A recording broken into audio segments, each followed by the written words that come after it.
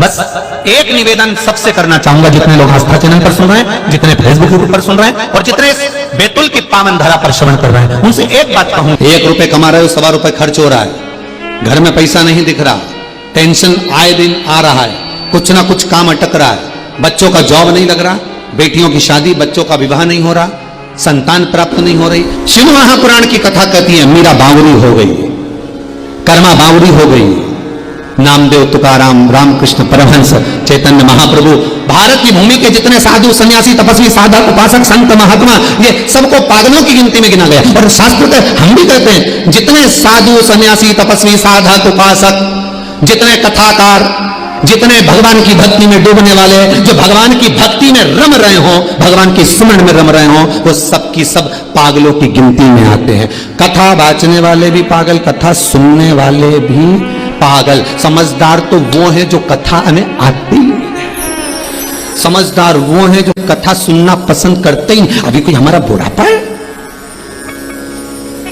वो समझदार दिन रात कमाने में लगे हैं, दिन रात जोड़ जोड़ के लाते जाए देते जाए, लाते जाए देते जाए। पर तभी मन में विचार करो, एक बार तो कम से कम अपने पति से जरूर पूछो, इतना भाग दौड़ करते हो, 8 बजे दुकान से जाते हो, रात को 11 बजे तक आते हो, किसके लिए कमा रहे हो? 2 रोटी सही से नहीं खा पाते हो, 2 रोटी सही से नहीं खा पा रहे हो, चैन की जिंदगी नहीं जी पा रहे हो, किसके लिए कमा रहे हो? किसके लिए करना है?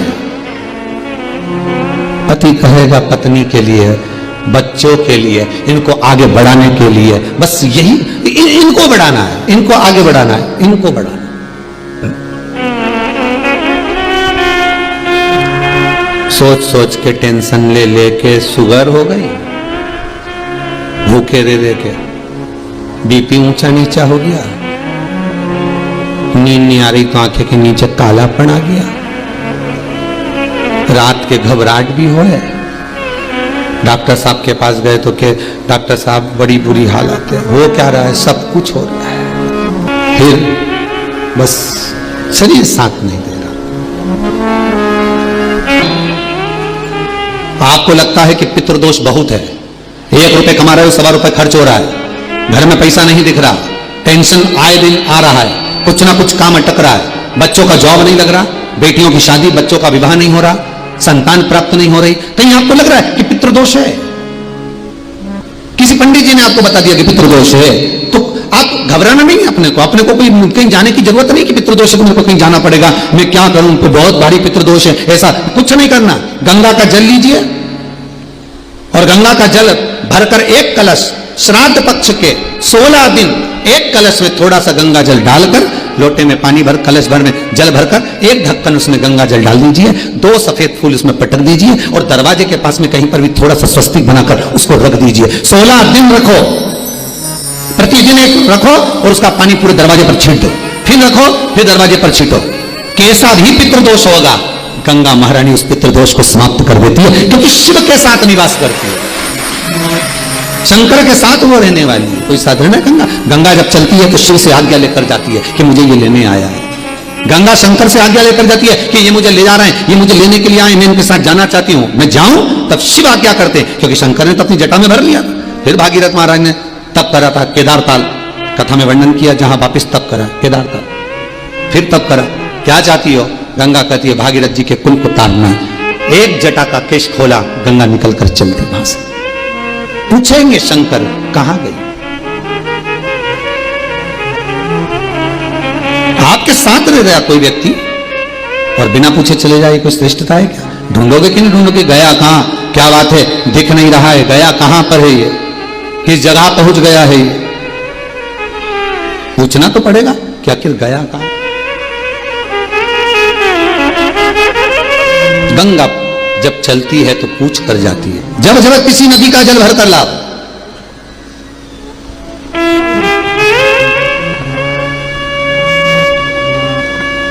पहले आज्ञा लो। हम फिर निवेदन करेंगे। आपको लगता है कि आपका व्यापार नहीं चल रहा, आपको लगता है कि आपके घर में शांति नहीं, आपको लगता है कि मेरा यह काम होना चाहिए, नहीं हो रहा तो प्रयास करना। 2 लोटा जल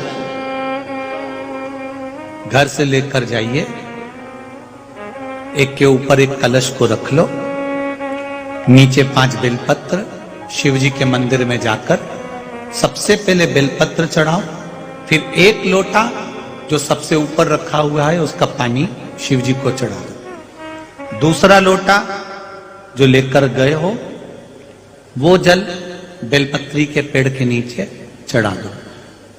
1 मिनट बैठकर श्री शिवाय नमस्तुभ्यम का जाप कर कर उस बेलपत्री के वृक्ष के नीचे, जहां पर 33 कोटि देवी देवता बुआरी लगाने के लिए आते हैं, जहां लक्ष्मी 24 घंटे रहती है, सरस्वती का निवास है, 64 योगनियां जहां निवास करती हैं, 33 कोटि देवता जिस बेलपत्री के नीचे रहते हैं, उस बेलपत्री के वृक्ष के नीचे 1 मिनट बैठकर श्री शिवाय नमस्तुभ्यम कहकर अपने दिल की बात मेरे बाबा से प्रार्थना करो और अपने घर पर आ जाओ। बाबा चाहेगा तो 3 महीने में कार्य सफल कर ही दे। कभी कभी भगवान शिव की आराधना का चित्त आनंद सुख हमें बढ़ाना पड़ता।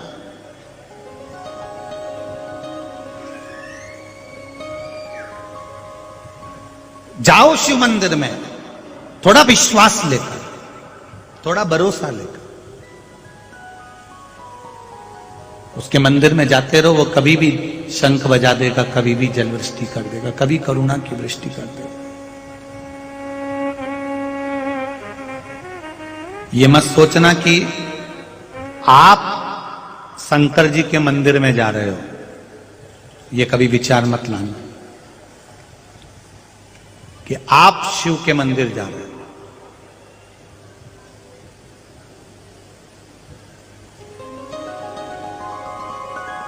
जब संकट कटने लगे,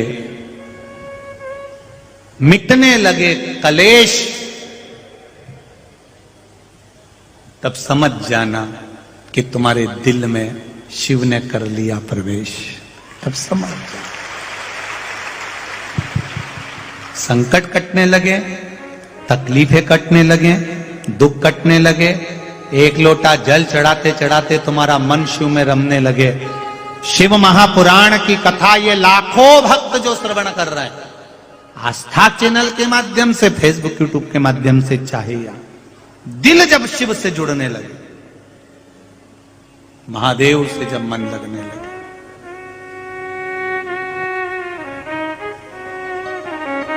चित्त जब लगने लगे महादेव, समझ लेना अब तुम मंदिर नहीं जा रहे हो, महादेव खुद तुम्हारे अंदर बैठकर तुम्हें मंदिर तक लेकर जा रहे हैं। स्वयं महादेव।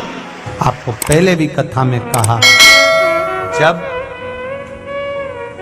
कोई विशेष कार्य होता है और वो कार्य नहीं हो रहा होता है तो क्या करा जाता है? जल, जहां आप लोगों ने पहले स्मरण किया है, जैसे ये शिवलिंग है,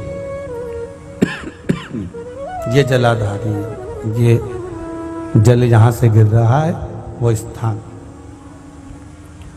जब विशेष कोई कार्य होता है, अटक रहा है, नहीं हो रहा, गणेश जी वाली जगह पर जल चढ़ाइए, सबको मालूम है ना, जलाधारी में। फिर षडानंद कार्तिकेय वाली जगह पर जल चढ़ाइए, बीच में अशोक सुंदरी का स्थान है, वहां जल चढ़ाइए। चढ़ाते चढ़ाते माँ पार्वती मैया के हस्त कमल पर जल चढ़ाकर फिर शिव जी पे जल चढ़ाइए। थोड़ा सा जल बचाइए, वो जल बेलपत्री के वृक्ष के नीचे ले जाकर अपने मन का भाव कहकर चढ़ा दीजिए। 4-5 दिन चढ़ाकर देखिए, बाबा हाथ पकड़ लेगा और वो कार्य सफलता देगा ही। शिव तत्व की ओर चल।